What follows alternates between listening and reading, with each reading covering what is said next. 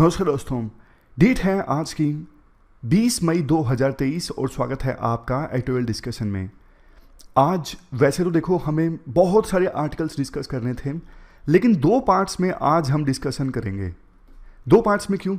क्योंकि जैसा आपको पता है आज 20 मई है, आज दोपहर 2 बजे एक लाइव वेबिनार है जो मुझे कंडक्ट करना है, तो उसके लिए काफ़ी तैयारी चल रही है। इसलिए जो आज की न्यूज़पेपर एनालिसिस की डिस्कशन है उसको मैं थोड़ा कम टाइम दे इसका प्रिपरेशन के लिए, तो इसलिए दो पार्ट्स में आज की हम ये डिस्कशन करेंगे। पहले पार्ट में ये दो आर्टिकल्स डिस्कस करेंगे, नेक्स्ट पार्ट में फिर हम बाकी जो बचे हुए दूसरे न्यूज़पेपर्स के आर्टिकल्स और कल से जो हमने स्टार्ट किया है हिंदू के जो इंपॉर्टेंट आर्टिकल्स हैं एडिटोरियल के अलावा, उनको भी मेंस के पर्सपेक्टिव से डिस्कस करना। दूसरे पार्ट में हम ये सब चीज़ें डिस्कस करेंगे।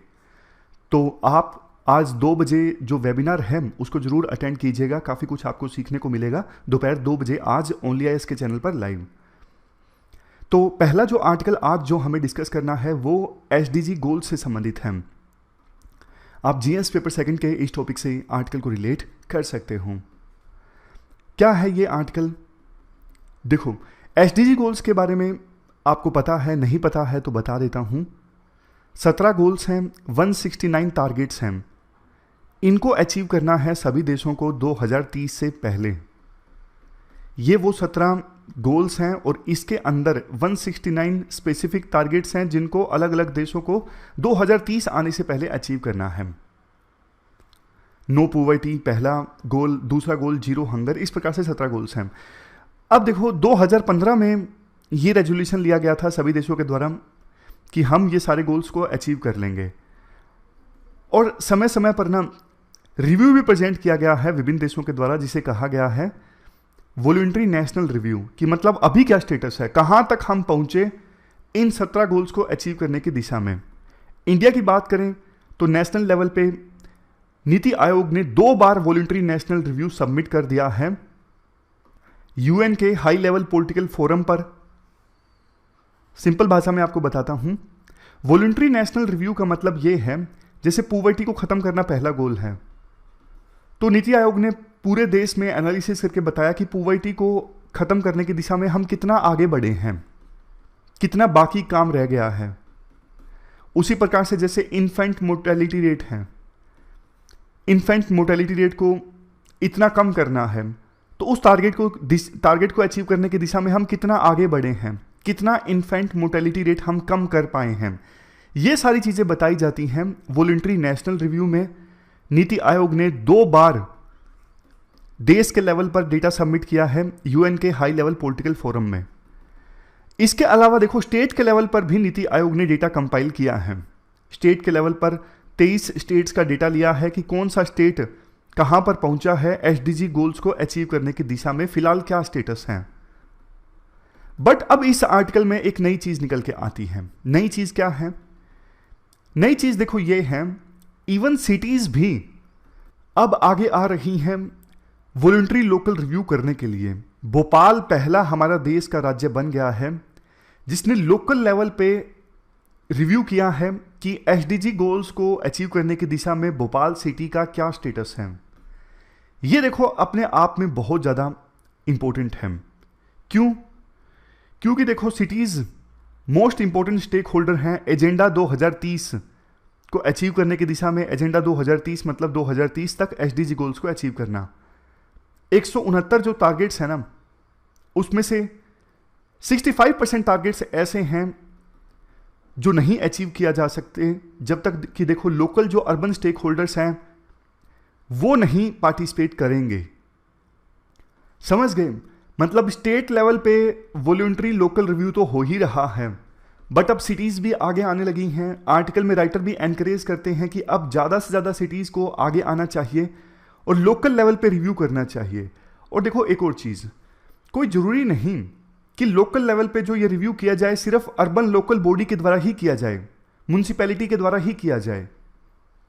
जैसे कई सारे एग्जाम्पल्स हैं जहाँ पर यूके की एक सिटी है कैंटरबरी, यहाँ पर ना कुछ रेजिडेंट्स लोकल ग्रुप बना के आगे आए और उन्होंने म्यूनसिपैलिटी को बोला कि देखो हमें वॉलंटरी लोकल रिव्यू करना है। तो वहाँ पे एक स्पॉन्टेनियस कोलिशन बना लोकल ग्रुप्स का म्यूनसिपैलिटी के साथ में, और उन्होंने वॉलंटरी लोकल रिव्यू किया। इवन हमारे आस पड़ोस के देशों में बहुत सारे एग्जाम्पल्स हैं, जैसे देखो नेपाल में धूलीखेल, बांग्लादेश में सिंगरा और जॉर्डन में अम्मान। इन्होंने भी अपने लेवल पे वॉलंटरी लोकल रिव्यू पब्लिश किया, अपनी अपनी सिटीज़ का स्टेटस बताया कि वो फिलहाल किस पोजीशन में है एसडीजी गोल्स को अचीव करने की दिशा में। अब देखो भोपाल से संबंधित कुछ डिटेल्स पब्लिश की जाती हैं, जैसे कि भोपाल की ना कई एसडीजी गोल्स में परफॉर्मेंस बहुत अच्छी है, और कई एसडीजी गोल्स ऐसे हैं जहां पर भोपाल सिटी को काम करने की आवश्यकता है। लेकिन देखो कम से कम वॉलंटरी लोकल रिव्यू किया तभी तो पता लगा। भोपाल का जो वॉलंटरी लोकल रिव्यू है ना, ये एक प्रकार से कोलैबोरेशन है Bhopal municipal corporation, UN habitat और 23 लोकल स्टेक होल्डर्स के बीच में। भोपाल में अभी 56 डेवलपमेंट प्रोजेक्ट्स चल रही हैं, और 56 डेवलपमेंट प्रोजेक्ट्स को अलग अलग एसडीजी गोल से जोड़ा गया है। 3 पिलर्स बनाए गए हैं। एक पिलर है पीपल का, जिसमें एसडीजी के 1, 3, 4, 5 गोल्स को जोड़ा गया है। 1 goal no poverty, 3 goal good health and wellbeing, 4 quality education. इतना कुछ आपको डिटेल से याद रखने की आवश्यकता नहीं है, क्योंकि अलग अलग सिटीज़ जो हैं अपना अलग अलग ढंग से क्लासिफिकेशन करेंगे वॉलंटरी लोकल रिव्यू करने के लिए। एक चीज़ राइटर ये बोलते हैं, देखो ये बात सच है कि लोकल लेवल पे सिटीज़ वॉलंटरी लोकल रिव्यू करेंगे, उनके पास ना इतना रिसोर्स नहीं होगा कि 169 जो टारगेट हैं जो अचीव करने हैं उनके लिए इन डेप्थ डेटा कलेक्ट किया जाए। ये बहुत बड़ी एक्सरसाइज होती है।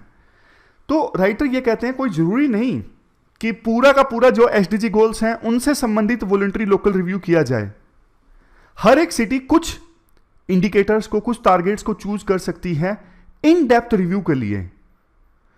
सिटी को लगता है ना कि ये टारगेट उसके लिए बहुत ज्यादा जरूरी है, उन टारगेट्स की पहचान करके, उन टारगेट्स को आइडेंटिफाई करके विभिन्न सिटीज जो हैं अपने हिसाब से वॉलंटरी लोकल रिव्यू कर सकती हैं। सारे के सारे को करना जरूरी नहीं है। समझ गए? एक पॉइंट राइटर ये बोलते हैं, यहां पे देखो लिमिटेड कैपेसिटी और रिसोर्सेज होते हैं, और डेटा भी एग्रीगेटेड नहीं होता, अलग अलग फॉर्म में होता है, अलग अलग जगह पे होता है। तो कोई जरूरी नहीं कि वॉलंटरी लोकल रिव्यू हो वो 286 इंडिकेटर्स को एनालाइज करें।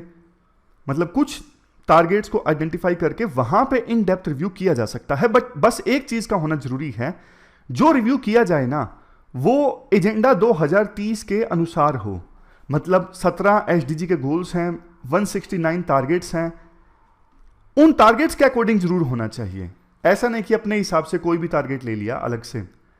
तो ये पूरा आर्टिकल हमने डिस्कस किया। भोपाल की जो कोशिश है, नई कोशिश है, दूसरी सिटीज के द्वारा भी इस बेस्ट प्रैक्टिस को अपनाया जाना चाहिए। अब इसके बाद नेक्स्ट आर्टिकल, G7 समिट में भारत के प्रधानमंत्री मोदी पार्टिसिपेट करेंगे, उनको इनवाइट किया गया है। वैसे देखो इंडिया G7 का पार्ट नहीं है, आपको पता है। इंडिया G20 का पार्ट है और प्रेसिडेंसी इस बार इंडिया के पास है।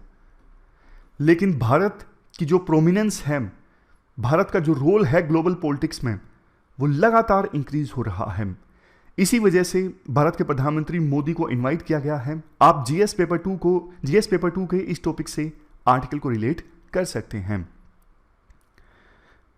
देखो इंडिया की जो प्रेजेंस होगी G7 समिट में वो काफी ज्यादा इंपॉर्टेंट है। क्यों? क्योंकि देखो G7 के जो मेंबर कंट्रीज है ना, वो तो सारे के सारे सैंक्शंस लगा चुके हैं रशिया के ऊपर। बट देखो इंडिया ने उन सैंक्शंस को ज्वाइन नहीं किया है। इसके अलावा कुछ और इनवाइटी भी हैं G7 के समिट में। मतलब कुछ और देश भी हैं जो G7 के मेंबर नहीं हैं बट फिर भी वो पार्टिसिपेट करने आ रहे हैं। कौन से वो देश हैं मैं आपको वो भी एक बार दिखा देता हूं।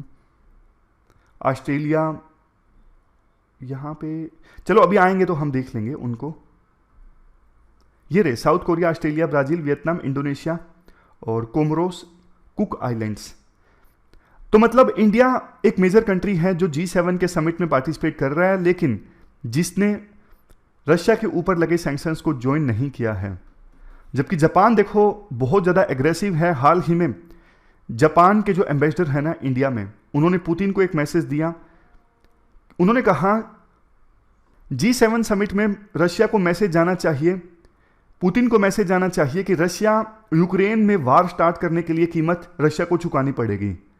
अब देखो, ये इंडिया पे डिपेंड करेगा G7 समिट में कि कैसे वो इस टफ लैंग्वेज को थोड़ा डाइल्यूट कर पाएगा। अगर जॉइंट स्टेटमेंट आती है तो क्या इंडिया उस जॉइंट स्टेटमेंट पे साइन करेगा जिसमें रशिया को क्रिटिसाइज किया जाएगा, ये देखने वाली बात होगी। दूसरा देखो, इंडिया चूंकि ग्लोबल साउथ का लीडर है, डेवलपिंग और पुअर कंट्रीज का लीडर इंडिया अपने आप को मानता है, तो इंडिया की जिम्मेदारी होगी कि G7 समिट में बताया जाए कि देखो रशिया के ऊपर सैंक्शंस लगने की वजह से और रशिया यूक्रेन वार की वजह से जो गरीब देश हैं उनको कीमत चुकानी पड़ रही है। फूड ग्रेन्स वो इंपोर्ट नहीं कर पा रहे हैं, फर्टिलाइजर्स के दाम महंगे हो गए हैं, उनकी एनर्जी सिक्योरिटी खतरे में आ गई है। मतलब रशिया के ऊपर लगे सैंक्शंस की वजह से दिक्कत आ रही है गरीब देशों को और डेवलपिंग कंट्रीज को। ये बात इंडिया को बतानी होगी इस G7 के समिट में। इसके अलावा प्रधानमंत्री मोदी और भी बहुत सारी इश्यूज पे बात करेंगे, जैसे देखो बिल्डिंग सप्लाई चेन रिलायबिलिटी। जैसे चाइना जो है, आपको पता है मैन्युफैक्चरिंग हब है दुनिया का, लेकिन कोविड-19 आया तो चाइना से विभिन्न देशों का जो इंपोर्ट है वो खतरे में आ गया, क्योंकि चाइना में कोविड-19 की बीमारी आने की वजह से सब कुछ सील हो गया, तो विभिन्न देश इंपोर्ट नहीं कर पाए चाइना से। तो अब एक ना डिबेट स्टार्ट हो गई है कि चाइना के ऊपर सब कुछ ना छोड़ा जाए, सप्लाई चेन्स रिलायबल होनी चाहिए, ताकि समय आने पे ऐसा नहीं कि चाइना मना कर दे दूसरे देशों को, हम ये चीज़ आपको नहीं देंगे। चाइना ने ऐसा किया ऑस्ट्रेलिया के साथ में। ऑस्ट्रेलिया के साथ जब रिश्ते खराब हुए, चाइना ने धमकी दी कि हम आपको इंपॉर्टेंट चीज़ें जो आप हमसे इंपोर्ट करते हो हम आपको नहीं देंगे। इसके अलावा अल्टरनेटिव एनर्जी कोएलिशन, जैसे मिडिल ईस्ट से अभी ज़्यादातर देश ऑयल वगैरह इंपोर्ट करते हैं जिन्हें आवश्यकता होती है, तो उनका कोएलिशन है। कई बार इंडिया जैसे देशों को दिक्कत आती है ऑयल इंपोर्ट करने में, क्योंकि उन्होंने कार्टेल बनाया हुआ है। Next, seeking infrastructure and development aid in the region. जैसे देखो, चाइना ने बेल्ट एंड रोड इनिशिएटिव का प्रोजेक्ट चलाया हुआ है। इस प्रोजेक्ट के तहत चाइना इन्वेस्टमेंट के नाम पर विभिन्न छोटे छोटे देशों को अपने ग्रुप में करता जा रहा है। तो इंडिया का पॉइंट रहेगा वेस्टर्न कंट्रीज से कि आप भी इन्वेस्ट कीजिए, इंडो पैसिफिक रीजन में छोटे छोटे देशों को मदद दीजिए ताकि वो चाइना के ग्रुप में ना जाएं, उनको चाइना के ग्रुप में जाने से रोका जा सके। अब देखो, इस समिट में ना यूक्रेन के राष्ट्रपति ज़ेलेंस्की को भी इनवाइट किया गया है। अब ज़ेलेंस्की आएंगे G7 का समिट अटेंड करने के लिए, तो वहां पे प्रधानमंत्री मोदी के साथ उनकी मुलाकात हो सकती है। ये पहली बार होगा कि यूक्रेन वार स्टार्ट होने के बाद ज़ेलेंस्की और मोदी के बीच मुलाकात होगी। देखने वाली बात यह होगी कि इंडिया में इस साल के अंत में जो G20 का समिट है, उस समिट में पार्टिसिपेट करने के लिए प्रधानमंत्री मोदी ज़ेलेंस्की को इनवाइट करेंगे या फिर नहीं करेंगे। मतलब समझ गए, अलग अलग समिट्स में ना ज़ेलेंस्की को इनवाइट किया जाता है यूक्रेन के साथ एकजुटता को शो करने के लिए। ज़ेलेंस्की आते हैं, उस समिट को एड्रेस करते हैं। तो देखने वाली बात यह होगा कि प्रधानमंत्री मोदी उन्हें इनवाइट करते हैं अपनी स्पीच देने के लिए या फिर नहीं करते हैं। इससे पहले प्रेसिडेंसी इंडोनेशिया के पास थी, तो इंडोनेशिया ने तो इनवाइट किया था ज़ेलेंस्की को G20 का समिट में स्पीच देने के लिए। अब इंडिया की बारी है, देखने वाली बात होगी इंडिया क्या करता है। अब दूसरा देखो, चूंकि ये G7 का समिट जो है ना हिरोशिमा में आयोजित हो रहा है। हिरोशिमा में आपको पता है क्या, यूएसए ने 1945 में बम गिराया था 2 सिटीज़ में, एक हिरोशिमा में, दूसरा नागासाकी में। तो न्यूक्लियर वेपन्स को लेकर ना जापान काफ़ी इमोशनल है, और उसी शहर में अब ये G7 का समिट ऑर्गेनाइज हो रहा है। तो इंडिया के देखो, एकमात्र ऐसा देश है, एकमात्र नहीं कहें तो रेयर बोल सकते हैं, रेयर कंट्री है जिसके पास न्यूक्लियर वेपन है, बट फिर भी इंडिया ने बहुत ज़्यादा रिस्ट्रेंट रखा है। कभी किसी को धमकी नहीं दी न्यूक्लियर वेपन्स की, बहुत ज़्यादा टेस्ट भी नहीं दिए, न्यूक्लियर वेपन्स के मामले में एग्रेसिव भी नहीं है, नो फर्स्ट यूज़ की पॉलिसी है। तो यहाँ से इंडिया क्या मैसेज देना चाहेगा पूरे वर्ल्ड को न्यूक्लियर वेपन्स के मामले में, ये भी एक देखने वाली बात होगी। लास्ट में देखो, एक पॉइंट राइटर के द्वारा ये बोला जाता है G7 का जो समिट है ना, G7 का जो ग्रुप है, अभी भी इसे ना एक एलीट ग्रुप माना जाता है। इसमें सिर्फ डेवलप कंट्रीज हैं, वेस्टर्न कंट्रीज हैं, पूरे वर्ल्ड को रिप्रेजेंट नहीं करता है ये ग्रुप।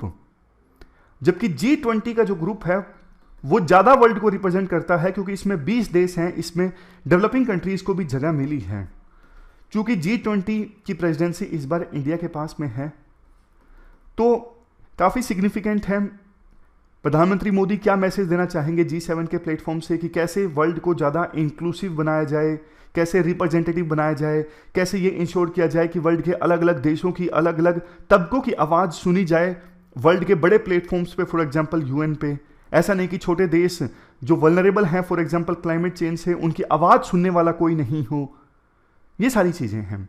तो इस प्रकार से देखो, 2 आर्टिकल्स आज हमने डिस्कस किए। जैसा मैंने आपको शुरू में बताया, 2 बजे आज लाइव वेबिनार है, तो आप उसको जरूर अटेंड कीजिएगा, काफ़ी कुछ सीखने को मिलेगा। फिलहाल हम इस डिस्कशन को समाप्त करते हैं। Thank you very much for discussion.